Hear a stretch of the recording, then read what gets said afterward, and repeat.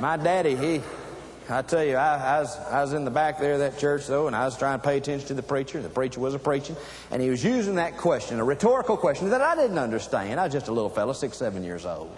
He was using that question, what should we do with sin? He sort of sounded like Dr. Criswell of First Baptist Dallas. He's a little Criswellian. He was a kind of that old-style preacher who said, what should we do with sin? Well, I was in the back with my buddies. My mom and dad were sitting up towards the front. I just sort of, I looked around, and, you know, you ought to see how y'all look sometimes.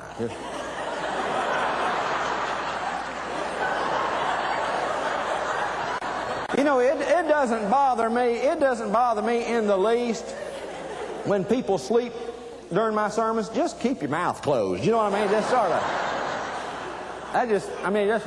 But so I looked around and thought, man, an adult ought to help this man.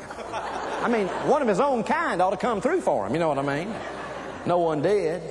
I felt for the man. My heart went out to him. I didn't want to say anything out loud. It wasn't my culture to speak out loud in that particular church, so I just stood up and gestured to him, lip-synced, we don't know. We don't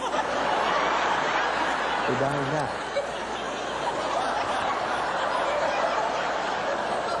But he's not paying attention to me, you know what I mean? I'm just a little fella in the back. He just keeps right on. And we preachers usually repeat ourselves 2 or 3 times. Have you ever noticed that over in the ministry? That's why we never get through till about 12:05 on Sunday. It's just part of our call. It's part of the call of God in our life. Sure enough, second time, he sort of cried it out. What should we do with sin? Sin. Sin. Sin.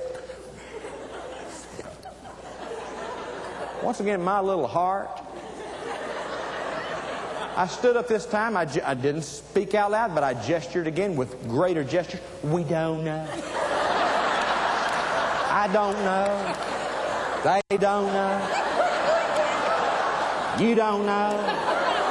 Only God knows.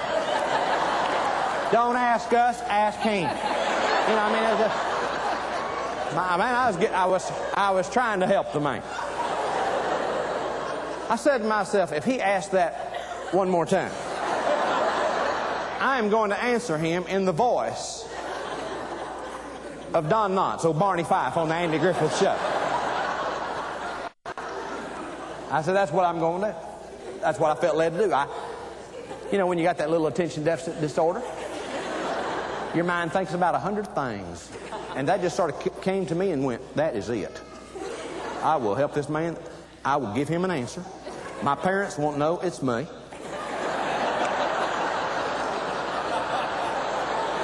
Oh. You know what's coming, don't you? It's coming. But you know, when you got that problem as a little fella, you think you're right on target, you know? Your heart's pure. And they shall see God, and sometimes more quickly. You know what I mean? So I said, I'm going to answer in the voice of Don Knotts, so Barney Fife. If he does it again, I'll help him. I will know about me. Everything will be happy. Sure enough, third time, he started whispering it. You know how we do as preachers. What should we do with sin? With sin. Sin. What should we do? I stood up. And in the voice of Don Knotts, I said, nip it in the bud.